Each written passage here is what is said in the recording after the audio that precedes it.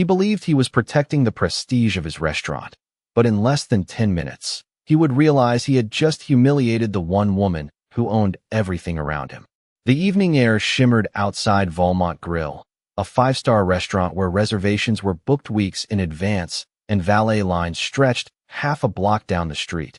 And inside, under the glow of crystal chandeliers and polished marble floors, every detail whispered wealth, status, and exclusivity, which is exactly why when Angela Brooks stepped through the glass doors in a simple navy dress and flat shoes, the shift in energy was immediate, subtle at first, a pause in conversation, a glance held just a second too long, the hostess hesitating before forcing a tight, practiced smile that didn't quite reach her eyes, because Angela didn't look like the usual clientele. No designer handbag, no flashing jewelry, no performance of wealth, just quiet confidence and steady eyes as she approached the stand and calmly asked for a table, her voice soft but certain, and for a brief moment, the room seemed to hold its breath, until the hostess leaned slightly toward her colleague, whispering something under her breath, something that made both of them glance again, more openly this time, before one of them nodded toward the back of the room, where Richard Coleman stood observing, a man who had built his reputation on maintaining standards, on knowing exactly who belonged and who didn't. And as he walked over, his polished shoes clicking sharply against the marble, his expression had already decided the outcome before a single word was exchanged, his gaze sweeping over Angela with clinical precision, measuring, dismissing, concluding. "Ma'am," he began, his tone smooth but edged with something colder, something practiced. "This is a private establishment, and we hold certain expectations for our guests." And though his voice wasn't loud, it carried, just enough for nearby tables to hear, just enough for the curiosity in the room to grow, for a few quiet smirks to appear, for the atmosphere to tilt ever so slightly against her. But Angela didn't flinch, didn't rush to explain, didn't shrink under the weight of his judgment. She simply met his eyes, calm, composed, as if she had seen this moment play out before, and in that stillness, something almost imperceptible shifted, though no one in that room recognized it yet. Not even Richard Coleman, who was already preparing to make the biggest mistake of his life. Richard Coleman had done this countless times before, reading people in seconds, deciding who belonged and who did not. And in his world, he was rarely wrong. So when Angela Brooks stood there without defensiveness, without apology, it only reinforced his assumption that she did not understand where she was. And that quiet confidence of hers, instead of earning respect, irritated him, because it challenged the invisible hierarchy he had spent decades enforcing, and around them, the subtle hum of conversation began to shift as more guests noticed the tension. Forks paused midair, wine glasses hovered just before lips, and a few patrons leaned back slightly, pretending not to stare while clearly listening, waiting, because moments like this were rare, uncomfortable, but impossible to ignore. And Richard straightened his posture, his voice growing firmer, more authoritative, as if to reassert control not only over Angela, but over the entire room. "We operate on reservations made well in advance," he said, each word deliberate, measured. "And we expect our guests to meet certain standards."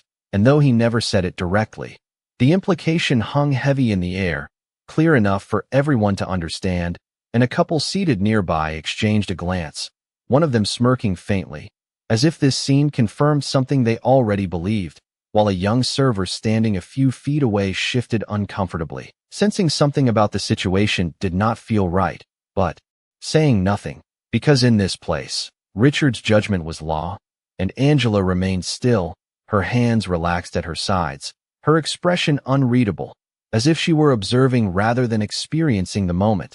And when she finally spoke, her voice was calm, almost gentle. "I understand your policy," she said, "but I would still like a table."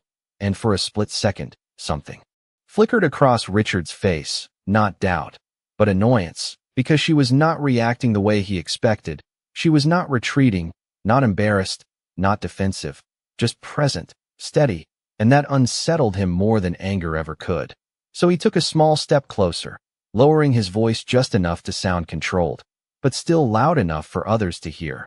"Ma'am, I think it would be best if you tried somewhere more suitable." And there it was, The final line drawn, the quiet dismissal, sharpened into something undeniable, and the room seemed to tighten again, a hush settling in waves, as if everyone instinctively knew this moment was crossing a line that could not be easily undone.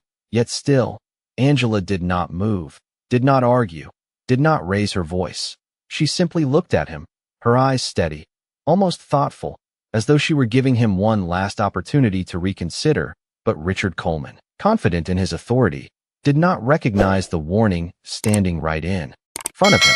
The tension in the room thickened to the point where even the soft piano music in the background felt distant, like it no longer belonged to the moment, and Richard Coleman, sensing the attention now fully fixed on him, made a decision that would define everything that followed, because in his mind, hesitation meant weakness, and weakness had no place in a restaurant like this. So he lifted his chin slightly, his voice rising just enough to cut cleanly through the silence. "I am going to have to ask you to leave," he said, each word crisp, unmistakable, final, and the effect was immediate, a ripple through the dining room as conversation stopped entirely, heads turning openly now, no longer pretending not to watch, and a woman near the window shifted uncomfortably while her companion leaned forward with quiet curiosity, as if witnessing something both awkward and fascinating at the same time. And a few tables away, a man let out a soft chuckle under his breath, the kind that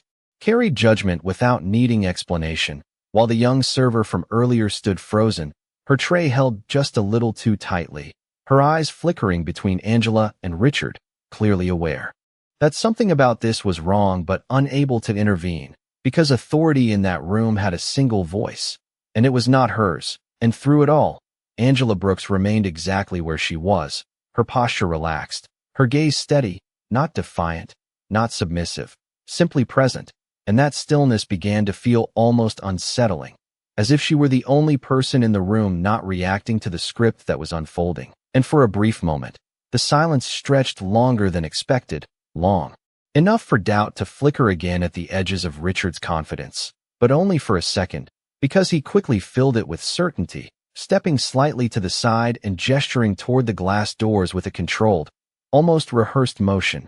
"We cannot accommodate you here," he added, his tone now edged with impatience, as though her continued presence was an inconvenience he was eager to resolve. And then something subtle happened, something so small that most people missed it. Angela's eyes shifted, not away from him, but past him, toward the entrance, as if she were listening for something no one else could hear. And then she looked back at him, offering a faint, almost polite nod, the kind that might have been mistaken for compliance, but carried a weight he did not understand. And without another word, she turned and walked toward the exit, her steps unhurried, measured, the sound of her shoes soft against the marble floor, until the door opened and closed behind her, leaving a strange quiet in its wake. A quiet that lingered just a little too long, as if the room itself was holding its breath, waiting for something that had not yet arrived. Outside, the cool evening air felt different, quieter, as Angela Brooks stepped onto the polished curb beneath the soft glow of the restaurant's exterior lights. And for a brief moment, she simply stood there, her expression unchanged, her breathing steady, as if nothing unusual had just happened, while inside, the tension she left behind slowly unraveled into scattered murmurs, forks returning to plates, conversations cautiously resuming, though not quite as lively as before, because something about that encounter lingered, unsettled, like a note slightly off in an otherwise perfect melody. And Richard Coleman, satisfied on the surface, adjusted his jacket and turned away, already signaling to staff to move on, to restore order, to forget, because in his world, moments like that were meant to disappear as quickly as they happened.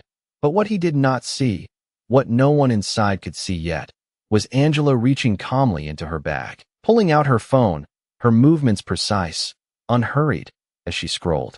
Once, then tapped a single contact, lifting the phone to her ear, her voice low, composed, carrying none of the frustration the situation might have deserved. "I am outside," she said simply, pausing just long enough to listen, her eyes drifting toward the street as distant headlights approached, growing brighter with each passing second. And then she added, "We should begin now," before ending the call without another word. slipping the phone back into her bag, as if closing a chapter no one else had even realized had started. And across the street, a black SUV slowed, then another behind it, their engines quiet but unmistakably deliberate, pulling up in a line that drew subtle attention from passers-by, the kind of presence that did not ask for recognition but commanded it anyway.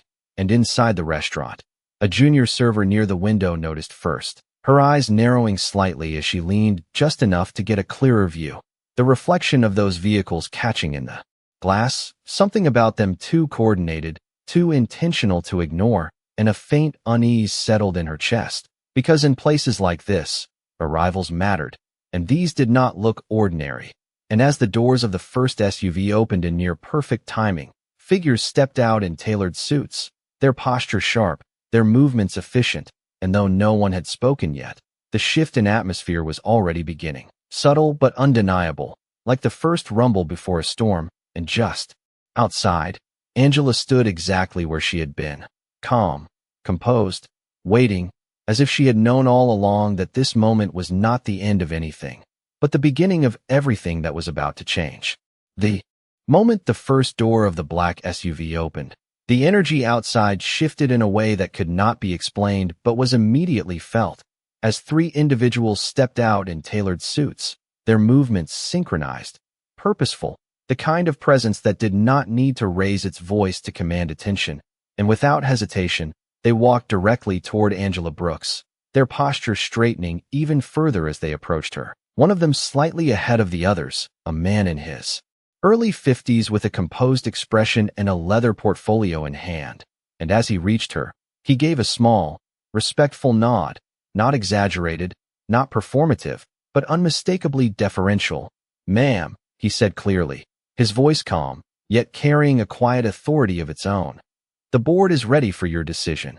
And Angela met his gaze briefly, her expression unchanged, as if this exchange were the most ordinary thing in the world, as if she had not just been asked to leave moments ago. And inside the restaurant, the junior server by the window leaned closer, her eyes widening slightly as she watched the interaction unfold, her instincts telling her this was no coincidence, that something far more significant was happening just beyond the glass. And she was not the only one noticing now. As a couple near the entrance turned their heads, curiosity pulling their attention outward, their conversation fading into silence as they observed the line of vehicles and the figures standing beside them. And back outside, the man with the portfolio continued, opening it slightly, revealing documents neatly organized. "Legal has prepared everything," he added, his tone respectful but efficient. "We are only waiting on your confirmation." And for a brief second, Angela's eyes shifted toward the restaurant behind him, her reflection faintly visible in the glass doors, the same doors she had just walked through under entirely different circumstances. And then she looked back at him, giving the smallest nod, a gesture so subtle yet so decisive that it carried more weight than any raised voice ever could. And the man immediately responded with a quiet, "Understood," before stepping slightly aside, allowing the others to move into position. And in that moment, the contrast became undeniable, the simplicity of Angela's appearance against the unmistakable respect surrounding her, the quiet authority she carried without effort. And as the restaurant doors began to open again from the inside, a ripple of awareness started to spread, slow at first, but growing, as if the truth was rising to the surface whether anyone was ready for it or not. And just beyond the threshold, Richard Coleman turned toward the entrance, his expression shifting ever so slightly as he noticed the silhouettes approaching, a flicker of uncertainty breaking through the certainty he had relied on only minutes before. And for the first time that evening, something inside him hesitated. The doors opened slowly, almost ceremonially, and the moment the first suited figure stepped inside, the atmosphere shifted with a force that did not need sound to be understood. As conversations faded mid-sentence and eyes turned instinctively toward the entrance, drawn by something unfamiliar yet undeniably important. And Richard Coleman, standing near the center of the room, felt it before he fully saw it. That subtle disruption in control, the kind that made seasoned authority hesitate, if only for a fraction of a second. And as the group entered with measured steps, their presence precise and coordinated, the man with the leather portfolio leading slightly ahead, scanning the room with quiet focus until his gaze landed directly on Angela Brooks, who now walked just behind him, her posture unchanged, her pace unhurried, as if she had never been asked to leave at all. And for a brief moment, no one spoke, because something about the scene did not align with what had just happened minutes earlier, and that contradiction began to settle into the room like a slow realization as the man stopped a few feet inside, turned slightly toward Angela, and spoke clearly, respectfully. "Ma'am, the board members are already inside the private dining suite. They are waiting for you." And the words carried farther than intended, echoing just enough to reach the nearest tables, where confusion replaced curiosity, where expressions shifted from passive observation to active awareness, and Richard's brow tightened almost imperceptibly, his mind attempting to reconcile what he was hearing with what he believed he knew. But the pieces did not fit, not yet, and across the room, the hostess who had first greeted Angela stood completely still, her earlier confidence dissolving into uncertainty, as if the ground beneath her understanding had quietly shifted, and Angela paused just inside the entrance, her eyes moving across the room, not searching, not reacting, simply acknowledging, until they settled briefly on Richard, and in that glance, there was no anger, no accusation, only a calm recognition that made something deep in his chest tighten unexpectedly, because for the first time, he was no longer certain of his position in the moment, and the man beside her continued, unaware of the tension building. "Legal has finalized the acquisition documents, and the transition is ready to be announced upon your approval." And that was when it happened, not all at once, but in fragments, in whispers, in the quiet exchange of glances between staff and guests, as the meaning of those words began to take shape, as realization moved from one person to another like a ripple across still water, and Richard Coleman, standing in the center of it all, felt the certainty he had relied on begin to fracture, piece by piece, as the truth he had completely overlooked started to rise, undeniable and irreversible, right in front of him. It was not a single moment that broke the illusion, but a sequence of small, undeniable details that began to align in a way no one in the room could ignore, as the man with the portfolio stepped half a pace behind Angela Brooks, his posture shifting subtly from leadership to deference, and another executive, younger but equally composed, leaned in slightly, speaking just loud enough to carry. "The press team is on standby. Ms. Brooks, they are ready to release the announcement once you give the signal." And the name, spoken clearly, without hesitation, seemed to echo differently than everything that had come before, because now it had context, now it had weight. And across the dining room, guests who had only moments ago watched with detached curiosity now sat upright, their expressions sharpening into recognition, or at least the beginning of it, as whispers moved from table to table, quiet but urgent. "Brooks? Did he say Brooks?" And near the entrance, the hostess's hands tightened slightly against the stand, her earlier composure replaced by a growing unease that she could not quite explain, because something about that name felt familiar in a way that made her pulse quicken. And at the center of it all, Richard Coleman stood frozen just long enough for the shift to register fully, his eyes moving from the executives to Angela, then back again, as if searching for confirmation that what he was beginning to understand could not possibly be true. And yet every detail in front of him pointed in the same direction, the respect in their tone, the precision of their movements, the language they used without hesitation, none of it aligned with the version of her he had constructed only minutes earlier. And then the man with the portfolio spoke again, this time turning slightly toward Richard, his expression polite but firm. "We will need access to the private dining suite immediately. The chairwoman has a scheduled meeting with the board." And the word landed with a quiet finality that seemed to drain the air from the room. Chairwoman, not a title given lightly, not a role mistaken. And in that instant, the last fragments of doubt began to fall away, replaced by something far more unsettling, clarity, and Richard's throat tightened as the realization settled fully into place, slow but absolute, as if his mind had finally caught up with what the room had already begun to understand, and his voice, when he tried to speak, did not come immediately, because for the first time in years, he was no longer the one in control of the narrative unfolding around him, and Angela, standing calmly just a few feet away, said nothing, did nothing, because she did not need to. The truth was already speaking for her, louder than anything she could have said. The silence that followed was no longer curious. It was heavy, absolute, the kind that pressed against every person in the room as the full weight of the situation settled into place. And Richard Coleman felt it more than anyone, standing there with his authority slipping quietly from beneath him, not through confrontation, not through raised voices, but through something far more unsettling, undeniable truth, and his mind raced to reconstruct the past few minutes, searching for something, anything, that could undo what had already been done. But there was nothing, no explanation that could erase the words he had spoken, the gesture he had made, the decision he had enforced so confidently. And now those same polished marble floors that once echoed his control seemed to amplify his uncertainty. As every eye in the room shifted, no longer watching Angela with curiosity, but watching him, measuring him in the same silent way he had measured her, and for the first time, he understood exactly what that felt like. And Angela Brooks, still composed, still calm, took a single step forward, not rushed, not dramatic, just deliberate, and the executives around her adjusted instinctively, giving her space, aligning themselves without instruction, as if her presence alone dictated the structure of the moment. And when she finally spoke, her voice was soft, measured, yet it carried through the silence with absolute clarity. "Mr. Coleman," she said, addressing him directly, her tone neither cold nor warm, simply factual. "You seem to have very clear standards for who belongs here."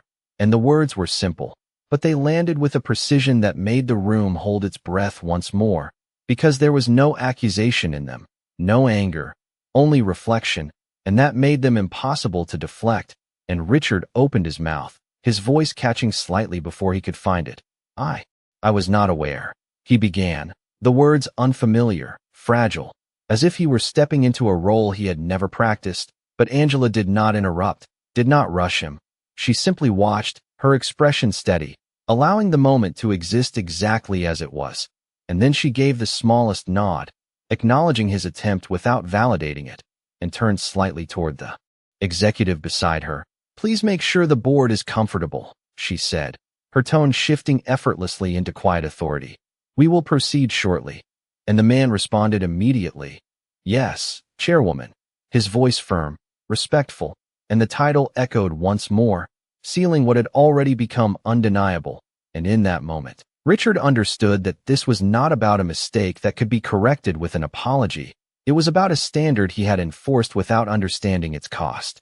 And as Angela began to move past him toward the private dining suite, the room parted instinctively, not out of obligation, but out of recognition, leaving Richard standing exactly where he was, surrounded not by authority, but by the quiet consequences of his own judgment.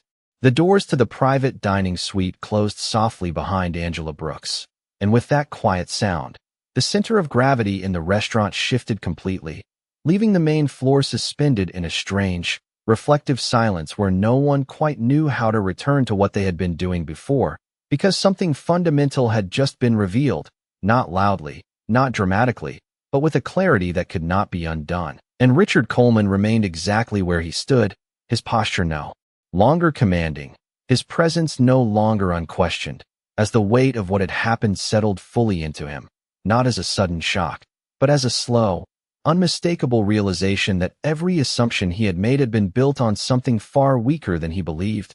And around him, the subtle movements of the staff told their own story, the hostess avoiding his eyes, the young server lowering her gaze, not out of disrespect, but out of an awareness that something had changed in how he was now seen. And even the guests, who had once looked to him as the standard of control and refinement, now watched with a different kind of attention, quieter, more measured, as if recalibrating their understanding of the man who had just misjudged the most important person in the room. And inside the private suite, faint through the walls, came the low murmur of voices, steady, professional, the sound of decisions being made, of authority being exercised at a level far beyond the dining floor. And it was a reminder that the world Richard had tried to control was only a small part of something much larger, something he had failed to recognize when it mattered most. And minutes later, The doors opened again, not abruptly, but with quiet intention, as Angela stepped back into view, her expression unchanged, her composure intact, as if nothing about her had ever needed to shift. And as she moved through the room once more, the path before her cleared without a word, not out of fear, but out of respect, the kind that could not be demanded, only earned. And when she reached the entrance, she paused briefly, not to address the room, not to revisit what had happened, but simply to exist in that moment of understanding. And then she stepped forward and left, the doors closing behind her once again, softer this time, final, and Richard stood there, surrounded by everything he had worked to maintain, yet aware that something essential had been exposed, not